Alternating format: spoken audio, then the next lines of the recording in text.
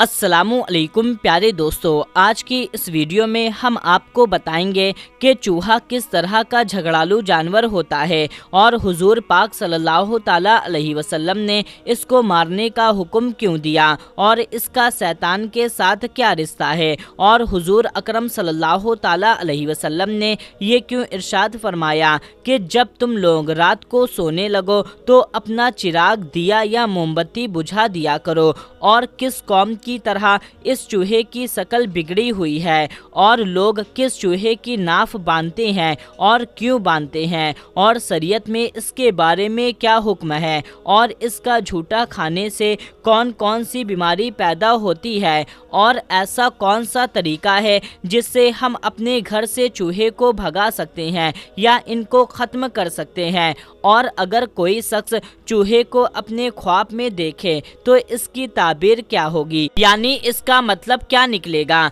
तो मेरे प्यारे दोस्तों, इन सारी बातों को जानने के लिए आज की हमारी ये वीडियो आप लोग आखिरी तक ज़रूर से देखिएगा और इस वीडियो को एक लाइक ज़रूर से कर दें। तो दोस्तों, जानवरों के डॉक्टर ने बताया कि चूहे कई किस्म के होते हैं, जैसे कौंस, छछूंदर, यरबुआत, जातूनिदत और फारतुल इबिल वगैरह वगैरह। मगर आज की इस वीडियो में हम सिर्फ उन चूहों की बात करेंगे जो ज़्यादातर घरों में पाए जाते हैं। जी हाँ दोस्तों, जानवरों के डॉक्टर का कहना है कि चूहे से बढ़कर और कोई झगड़ालू जानवर नहीं होता। चूहा ना किसी छोटे को बख्शता है और ना ही किसी बड़े को चूहे के सामने जो भी कुछ आता है ये उसको तबाह बर्बाद कर देता है। चूहे का झगड़ालू होने के बारे में एक बात कही जाती है कि जब ये किसी ऐसे तेल या बोतल के पास जाता है जिसमें उसका मुंह नहीं पहुंचता तो इसमें अपनी पूंछ डाल देता है और अपनी पूंछ को भिगा लेता है और फिर इसको चूस लेता है और इस तरह से ये सारा तेल ख़त्म कर देता है। तो मेरे प्यारे दोस्तों, इसके झगड़ालू होने की वजह से ही हुजूर पाक सल्लल्लाहु ताला अलैहि वसल्लम ने इसको मार डालने का हुक्म दिया है। चाहे आप एहराम बांधे हुए हैं या हरम शरीफ में ही हैं या एहराम के बगैर हैं, हर हालत में हुजूर पाक सल्लल्लाहु ताला अलैहि वसल्लम ने इसको मार डालने का हुक्म दिया है। और इसके अलावा हुजूर पाक सल्लल्लाहु ताला अलैहि वसल्लम ने सांप, बिच्छू वगैरह को भी मार डालने का हुक्म दिया है, क्योंकि जिस तरह से चूहा झगड़ालू जानवर होता है इस तरह से सांप, बिच्छू भी झगड़ालू और नुकसान पहुंचाने वाले जानवर होते हैं। और एक वजह ये भी बताई जाती है कि इसने हज़रत नूह अलैहिस्सलाम की कश्ती की रस्सी काट दी थी, इसी वजह से इसको मारने का हुक्म दिया गया है। इमाम तहवी रहमतुल्लाहि ताला अलैहि ने अपनी किताब अहकामुल कुरान में यजीद बिन अबी नईम की सनद लिखी है कि उन्होंने हज़रत अबू सईद खुदरी रज़ियल्लाहु ताला अन्हो से पूछा कि चूहे को फासिक क्यों कहा जाता है, तो उन्होंने जवाब दिया कि एक रात हुजूर पाक सल्लल्लाहु ताला अलैहि वसल्लम नींद से उठे तो उन्होंने देखा कि चूहे ने आप सल्लल्लाहु ताला अलैहि वसल्लम के घर में आग जलाने के लिए चिराग की बत्ती उठा रखी है। तो आप सल्लल्लाहु ताला अलैहि वसल्लम ने इसको उठाकर मार डाला और एहराम वाले और बिना एहराम वाले हर शख्स को आप सल्लल्लाहु ताला अलैहि वसल्लम ने इसको मारने का हुक्म दिया। और सुनूद अबू दाऊद में है कि हज़रत इब्ने अब्बास रज़ियल्लाहु ताला अन्हो से मरवी है कि एक बार चूहे ने आकर चिराग की बत्ती अपने मुंह में ली और इसको लेकर के हुजूर पाक सल्लल्लाहु ताला अलैहि वसल्लम के सामने मुसल्ले पर, जिस पर आप सल्लल्लाहु ताला अलैहि वसल्लम तशरीफ़ फरमा थे, वहां ले जाकर डाल दिया, जिसकी वजह से मुसल्ले का वो हिस्सा जिस पर आप सल्लल्लाहु ताला अलैहि वसल्लम सजदा किया करते थे, एक दिरहम यानी कि एक सिक्के के बराबर उतना हिस्सा जल गया। और इमाम हाकिम ने हज़रत इब्ने अब्बास रज़ियल्लाहु ताला अन्हो से एक रिवायत नकल की है कि एक मर्तबा चूहा आया اور اس نے چراغ کی بتی منہ میں اٹھا لی تو ایک لونڈی یعنی کہ خدمت کرنے والی عورت اس کو بھگانے لگی، مگر آپ صلی اللہ تعالیٰ علیہ وسلم نے اس کو منع کر دیا اور چوہا وہ بتی لے کر کے اس مصلے پر جس پر آپ صلی اللہ تعالیٰ علیہ وسلم تشریف فرما تھے کہ لا کر ڈال دی، جس سے مصلی ایک سکے کے برابر جل گیا۔ حضور اکرم صلی اللہ تعالیٰ علیہ وسلم نے ارشاد فرمایا، جب تم سونے کا ارادہ کرو تو چراغ بجھا دیا کرو، کیونکہ شیطان ایسے جانوروں کو اس طرح کا کام کرنے کے لیے اکساتا ہے تاکہ تم کو نقصان پہنچا سکے۔ اور صحیح مسلم کی روایت میں ہے کہ حضور پاک صلی اللہ تعالیٰ علیہ وسلم نے حکم دیا کہ سوتے وقت آگ بجھا دیا کرو، اور اس کی وجہ بتائی کہ جھگڑیلو چوہے گھر میں آ کر آگ لگا کر گھر والوں کو جلانا چاہتے ہیں۔ اور میرے پیارے دوستو، حضرت ابن عباس رضی اللہ تعالیٰ عنہ سے مروی ہے کہ حضرت نوح علیہ السلام نے 2 سال میں اپنی کشتی بنائی، اور اس کشتی کی لمبائی 30 ہاتھی کی اور چوڑائی 50 ہاتھ اور اونچائی 30 ہاتھ تھی۔ یہ کشتی ساگون کی لکڑی سے بنائی گئی تھی، اور اس میں آپ علیہ السلام نے 3 منزلیں بنائی تھی۔ نیچے کا منزلے میں جنگلی جانور، چیر پھاڑ کرنے والے جانور اور کیڑے مکوڑے رکھے گئے تھے، اور بیچ کی منزل میں سواری کے جانور اور بھیڑ بکریاں وغیرہ رکھے تھے، اور اوپر والی منزل میں حضرت نوح علیہ السلام نے اپنی قوم اور سامان وغیرہ کے ساتھ تھے۔ جب کشتی میں بہت زیادہ گوبر لید وغیرہ جمع ہو گیا تو اللہ تبارک و تعالی نے حضرت نوح علیہ السلام کو حکم دیا کہ ہاتھی کی پونچھ کو ہلائیں۔ چنانچہ حضرت نوح علیہ السلام نے ایسا کیا، جس کی وجہ سے ایک سور کا جوڑا پیدا ہوا، اور ان دونوں نے نکل کر کے ہی کشتی میں موجود ساری گندگی کو کھا کر صاف کر دیا۔ اسی طرح جب چوہا کشتی کے کنارے آ کر اس کے لنگر کی رسیوں کو کاٹنے لگا تو اللہ تبارک و تعالی نے حضرت نوح علیہ السلام کو حکم دیا کہ شیر کے دونوں آنکھوں کے بیچ چوٹ مارو۔ چنانچہ حضرت نوح علیہ السلام نے ایسا کیا، جس وجہ سے ایک بلی اور ایک بلہ نکلا، اور ان دونوں نے چوہے پر حملہ کر کے اس کو رسی سے کاٹنے سے روک دیا۔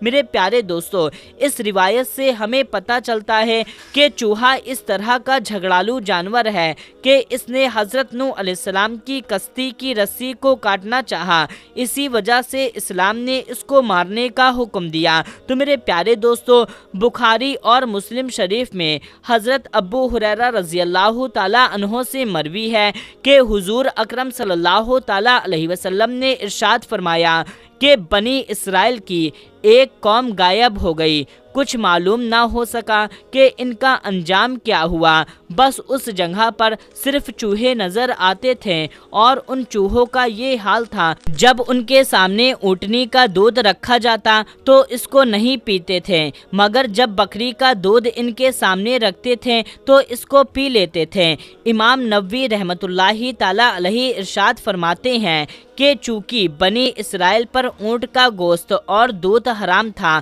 بکری کا دودھ اور اس کا گوشت حلال تھا، اس لیے ان چوہوں کا اونٹنی کے دودھ کو چھوڑ دینا، یعنی کہ اس کو نہ پینا، بکری کے دودھ کو پی لینا، اس بات کی طرف اشارہ ہے کہ یہ چوہے بنی اسرائیل قوم کی بگڑی ہوئی شکل ہیں۔ میرے پیارے دوستو، جانوروں کے ڈاکٹر نے چوہے کی ایک قسم مسکی چوہا بھی بتایا ہے، اور لوگ اس کو ناف کی وجہ سے شکار کرتے ہیں، اور اس کو پکڑ کر ایک کپڑے کی پٹی سے اس کی ناف کو باندھ کر لٹکا دیا جاتا ہے، اور اس طرح سے اس کا خون ایک جگہ پر جمع ہو جاتا ہے، پھر اس کو مار دیا جاتا ہے۔ جب وہ مر جاتا ہے تو اس کی ناف کو کپڑے میں بندھی ہوئی ہوتی ہے، وہ کاٹ لی جاتی ہے اور اس کو دبا دیا جاتا ہے، پھر کچھ وقت کے بعد وہ خون جم کر کے بہت ہی خوشبودار مشک بن جاتا ہے۔ اور میرے پیارے دوستو، حاکم نے اور بہقی نے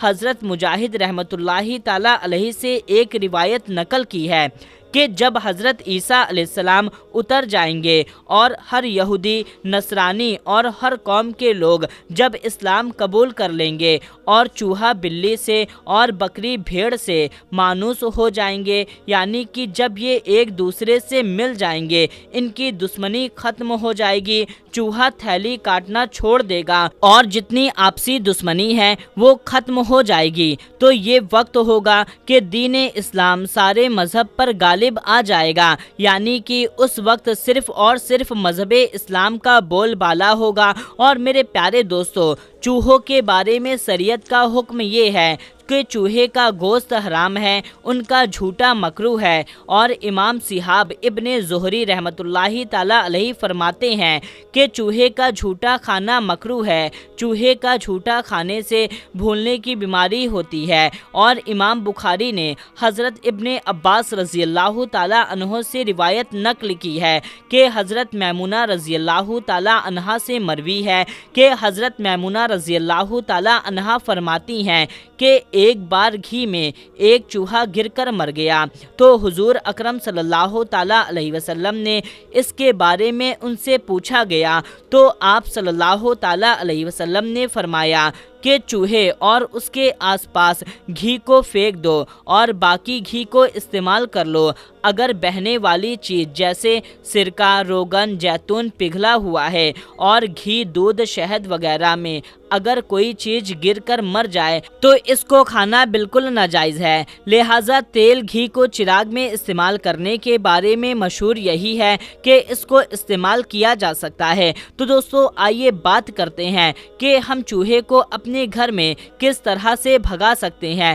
یا ان کو ختم کر سکتے ہیں۔ تو میرے پیارے دوستو، جانوروں کے ڈاکٹر کا کہنا ہے اگر آٹے میں کبوتر کی بیٹ یعنی کبوتروں کا پخانہ ملا کر چوہے یا کسی اور جانور کو کھلا دیا جائے تو وہ فوراً مر جائے گا۔ اگر پیاز کوٹ کر چوہے کے بل کے منہ پر رکھ دی جائے تو وہ چوہا اس کو سونگھے گا اور وہ فوراً مر جائے گا۔ اگر اونٹ کی پنڈلی کی ہڈی کو پیس کر کے پانی میں ملا دیا جائے اور وہ پانی چوہے کے بلوں میں ڈال دیا جائے تو وہ سب چوہے مر جائیں گے۔ اگر چوہوں کو پکڑ کر اور اس کی پونچھ کاٹ کر گھر کے بیچ میں دبا دی جائے تو جب تک وہ پونچھ دبی رہے گی اس گھر میں چوہے نہیں آئیں گے۔ اور اگر جیرا، بادام اور نجرون کا دھواں چوہے کے بل کے پاس دیا جائے تو فوراً سب کے سب چوہا مر جائیں گے۔ اگر کالے کھچر کے سینگ کا دھواں دیا جائے تو سارے چوہے وہاں سے بھاگ جائیں گے۔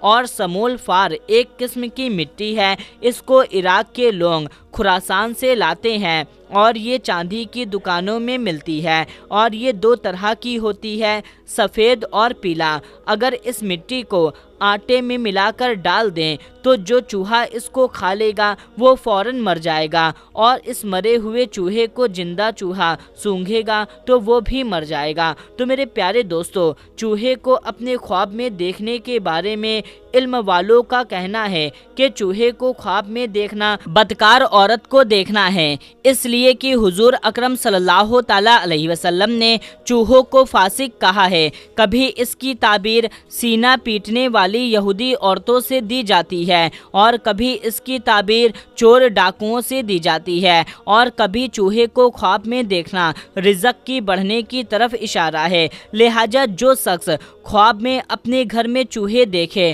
تو اس کا رزق بڑھ جائے گا، کیونکہ چوہے اسی گھر میں رہتے ہیں جس گھر میں رزق زیادہ ہوتا ہے۔ اور جو شخص خواب میں یہ دیکھے کہ چوہے اس کے گھر سے نکل گئے ہیں تو اس کی تعبیر یہ ہے کہ اس کے گھر میں خیر و برکت ختم ہو جائے گی۔ واللہ رسول عالم، اور اللہ تبارک و تعالی اور رسول اکرم صلی اللہ تعالی علیہ وسلم زیادہ بہتر جانتے ہیں۔ اللہ تبارک و تعالی سے دعا ہے کہ اللہ تبارک و تعالی اور اس کے محبوب صلی اللہ تعالی علیہ وسلم نے جن باتوں کا حکم دیا ہے اس پر عمل کرنے کی، اور جن چیزوں سے منع کیا ہے اس سے رک جانے کی توفیق عطا فرمائے، آمین یا رب العالمین۔ پیارے دوستو، ہم امید کرتے ہیں کہ آج کی جو معلومات ہے، جو چوہے کے بارے میں ہم نے آپ کو بتائی ہے، آپ کو پسند آئی ہوگی، آپ اس سے بہت کچھ जानने को सीख गए होंगे और आपसे उम्मीद करते हैं कि आप इस वीडियो को ज़्यादा से ज़्यादा लोगों तक शेयर भी करेंगे।